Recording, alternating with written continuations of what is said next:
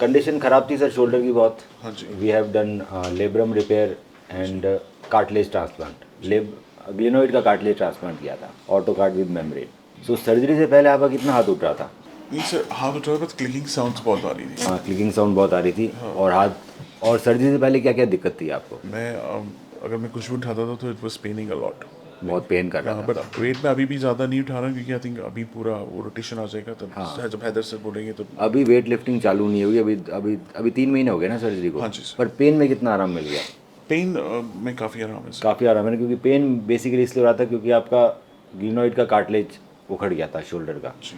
वो क्यों उखड़ा था? क्योंकि हमारा लेब्रम उखड़ा हुआ था। लेब्रम उखड़ने की वजह से अनस्टेबल था, शोल्डर हिल रहा था और जी। बहुत लंबे समय तक हमने उसको इग्नोर किया, जी। तो वो घिस गया था थोड़ा। जी। तो लेब्रम रिपेयर किया and then we have done auto card with membrane in glenoid.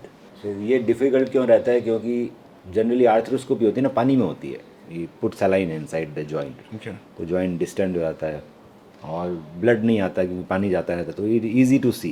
Ji. When we do something known as cartilage transplant, तो मेरे को पानी बंद करना पड़ता है।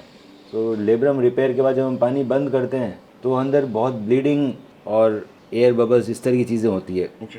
फिर शोल्डर के अंदर कार्टिलेज के पीसेस डाल के मेम्ब्रेन लगाना इज पर्टिकुलरली वेरी डिफिकल्ट।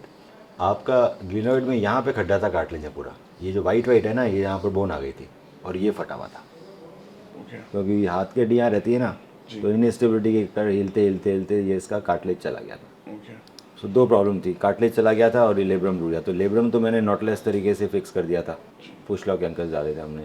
पर ये जो आप देख रहे हैं ना वाइट कार्टिलेज, अब ये जो आपको इमेज दिख रही है ना पानी के साथ है, तो ये बड़ा क्लियर दिख रही है।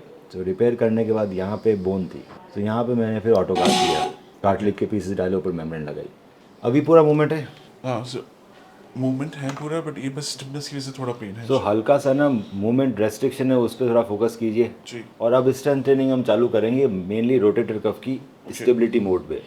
तो ये वापस ख़राब नहीं होगा, नहीं तो ये वापस ख़राब होने के चांसेस रहते हैं। तो एक तरीके से रिप्लेसमेंट बच गया आपका। Thanks to you sir. I mean मेरे को था कि I found the right doctor, that's the most important thing. Thank you to you sir. नहीं, आपके रिजल्ट अच्छा है, मुझे भी अच्छा लगा, क्योंकि ये ऐसी चीज़ें कि it is difficult to achieve results in particular your case. There is not something which is easy. तो आपके अंदर रिजल्ट आया तो मेरे को भी बड़ा अच्छा लगता है। नहीं, आई वाज एक्चुअली थिंकिंग कि पहले मैं सोच रहा था कि मैं यहाँ पर हमारे पास पेशेंट बहुत हैं, तो हमारा हाथ स्किल्स अच्छी हो जाती है। हाँ जी। और दूसरा, यूरोप में जो भी नई टेक्नोलॉजी आती है वो मुझे उठा के ले जाते हैं, सिखा के वापस भेज देते हैं। जी। तो हमें ज़्यादा कुछ लग रहा था नहीं। अच्छा sir, I have one question से। मेरा ये ऐसे पर कि ना पहले ये जर्क हो रहा था शोल्डर, अभी जर्क नहीं हो रहा है। क्योंकि जर्क इसलिए नहीं हो रहा क्योंकि ये लेब्रम वापस बना दिया ना मैंने। तो अभी ये 6 मंथ लग जाएंगे इसको पूरा ही होने में। अब आप, हाँ, 6 मंथ इसको हील होने में लगेंगे, पर स्ट्रेंथ ट्रेनिंग पे फोकस करना है। ओके। सी, आपका शोल्डर बहुत ख़राब था, जी। अब इस पर आपको बहुत ज़्यादा मेहनत करनी है, नहीं तो ये चीज़ वापस डैमेज होगी। नहीं, I am following the physiotherapist hardcore. हाँ, आप रेगुलरली। हाँ जी, व्हाट्सएप पे भी आर डूइंग इट। और आप दोनों हाथों का कीजिए एक्सरसाइजेस। हाँ, क्योंकि बोथ इसमें दैट, थोड़ा वीकनेस हाँ, भी है बोथ अभी। दैट।